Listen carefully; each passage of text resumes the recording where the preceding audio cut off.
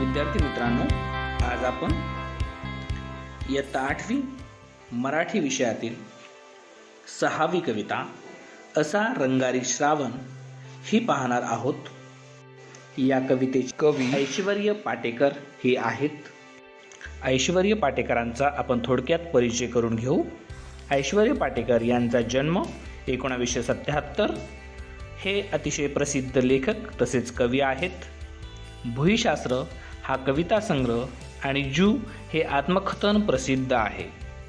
भुईशास्त्र या कविता संग्रहाला दिल्लीच्या भारतीय साहित्य अकादमीचा पहिलाच राष्ट्रीय साहित्य अकादमी युवा पुरस्कार यासह अन्य अनेक पुरस्कारही प्राप्त झाले आहेत। या कविता संग्रहातील कवितांचा उडिया, हिंदी, बंगाली, उर्दू आणि इंग्रजी या भाषात अनुवाद झालेला आहे।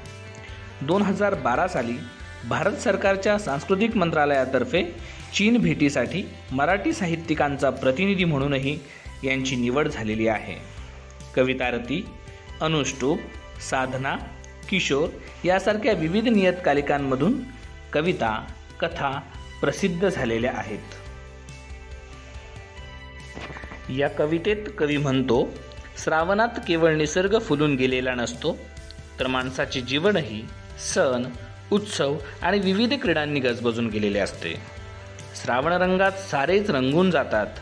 प्रस्तुत कवितेत श्रावण महिन्याच्या निसर्गातील विलोभनीय बदलांचे सुंदर वर्णन कवीने केलेले आहे।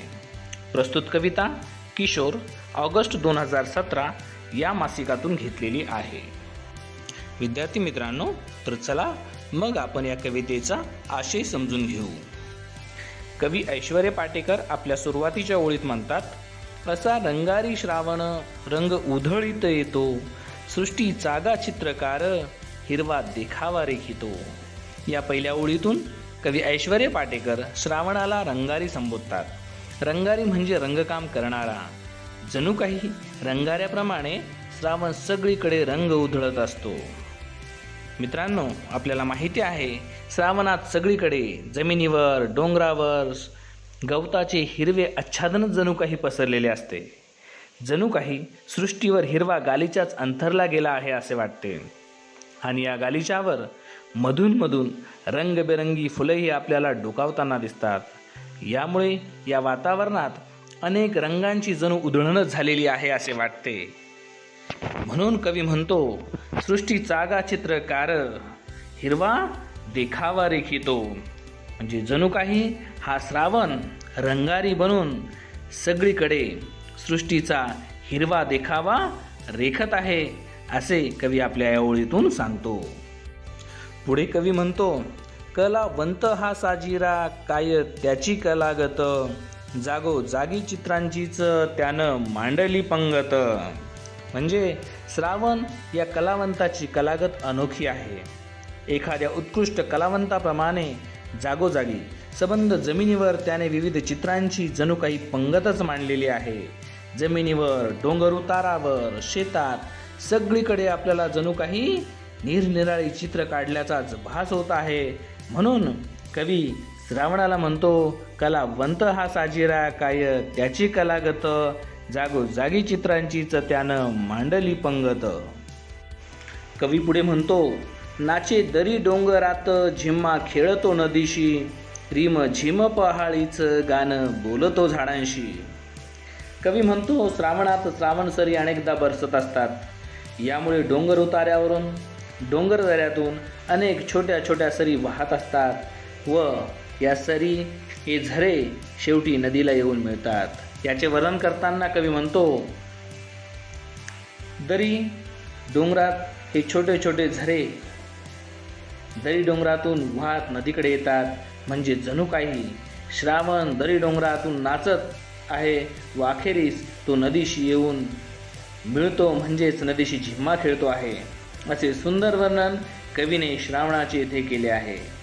याबरोबर श्रावणात अनेकदा रिमझिम सरी बरसत असतात। जणू काही तेव्हा श्रावण झाडांशी पहाळीचं गाणंच गात आहे असे वर्णन कवी येथे करतो। पुढे कवी म्हणतो, वेण्या गुंफितो वेलींच्या वेली, लाजल्या लाजल्या पाना फुलांचे पातळ थेंबा थेंबांनी सजल्या. कवी म्हणतो की श्रावणात पावसामुळे सगळीकडे हिरवेगार वेली बहरलेली असते. जणू काही या वेल्यांच्या वेण्या गुंफताना त्या लाजत आहेत असे कवी म्हणतो. सगळीकडे पानांचे हिरवेगार आच्छादन व रंगबेरंगी फुलांचे आच्छादन पसरलेले आहे व यावर श्रावण सरींच्या पाण्याचे थेंब पसरलेले आहेत. म्हणून कवी याचे वर्णन करताना म्हणतो, पाना फुलांचे पातळ जणू काही थेंबा थेंबांनीच सगळीकडे सजलेले आहे.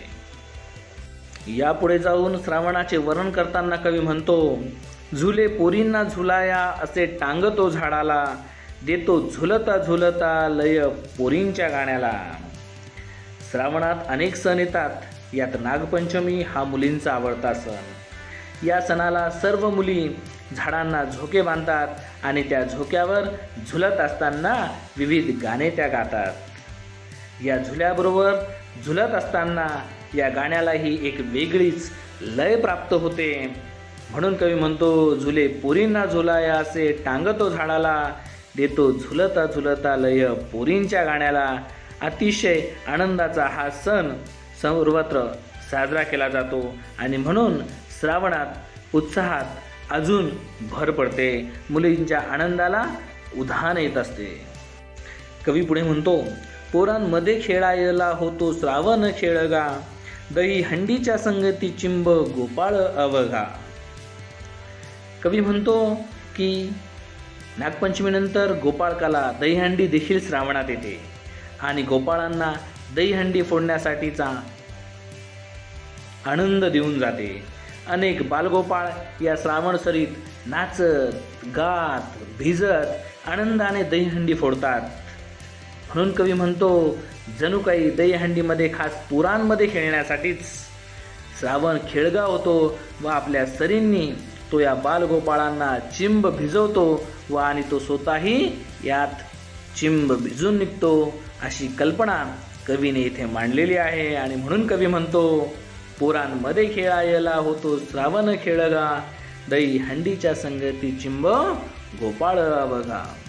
पुढे कवी म्हणतो, पावसाचं घर कसं लख उन्हात बांधतो, खोडी काढून खट्याळ झाडा आडतो लपतो. श्रावणातल्या या श्रावण सरी अतिशय खोडकर असतात, खट्याळ असतात. क्षणात पाऊस आणि क्षणात ऊन असा खेळ चालू असतो. म्हणून कवी याला उपमा देताना म्हणतो, पावसाचं घर कसं लख उन्हात बांधतो, क्षणात पाऊस येतो आणि क्षणात ऊन पडतं आणि जणू काही हा श्रावण खोडी काढून झाडाआड जाऊन लपतो असं वर्णन श्रावणाचं कवी या ओळीतून करतो. इंद्रधनुष्याचा बांध असा नभाला घालतो, रंग बेरंगी फुलांची नक्षी रानात गोंदतो. अनेक वेळा उन्हात पाऊस पडत असताना आकाशात इंद्रधनुष्य दिसते. जणू काही या इंद्रधनुष्याचा नभाला घातलेला तो बांध आहे असे कवी म्हणतो. याचबरोबर श्रावणात रानात विविध फुलं आपल्याला फुललेली दिसतात. जणू काही या रंगबेरंगी फुलांची नक्षीच श्रावण रानात गोंदतो, रानात काढतो असे कवी येथे म्हणतो. म्हणून कवी म्हणतो, इंद्रधनुष्याचा बांध असा नभाला घालतो, रंगबेरंगी फुलांची नक्षी रानात गोंदतो. शेवटच्या ओळीत कवी म्हणतो, असा रंगारी श्रावण रंग उधळीत येतो, हिरव्या सृष्टीच्या मळ्यात खोपा करून राहतो. असा हा रंगारी श्रावण, रंग उधळणारा श्रावण सगळीकडे रंग उधळीत येत असतो आणि ही सृष्टी हिरवीगार करून टाकतो. या सृष्टीच्या मळ्यात तो सतत आपल्याला जाणवतो. म्हणून जणू काही तो या मळ्यात खोपा करूनच राहतो असं कवीला वाटतं. आणि म्हणून कवी म्हणतो, असा हा रंग उधळणारा श्रावण रंग उधळीत येतो आणि सगळीकडे हिरवे गालीचे हिरवं आच्छादन रंगबेरंगी रंग पसरून जातो. असा रंगारी श्रावण रंग उधळीत येतो, सृष्टी जागा चित्रकार हिरवा देखावा रेखितो. असा हा रंगारी श्रावण विविध रंग उधळत येतो. निसर्गातील विलोभनीय बदल तो श्रावणात आपल्यासमोर मांडतो. असा हा सृष्टीचा चित्रकार सगळीकडे हिरवा देखावा रंगून जातो, माणसांमध्ये आनंद निर्माण करतो, उत्साह निर्माण करतो, आनंद निर्माण करतो. असा हा श्रावण, याचं सुंदर वर्णन कवी ऐश्वर्य पाटेकर यांनी आपल्याला या कवितेतून केलेलं आहे.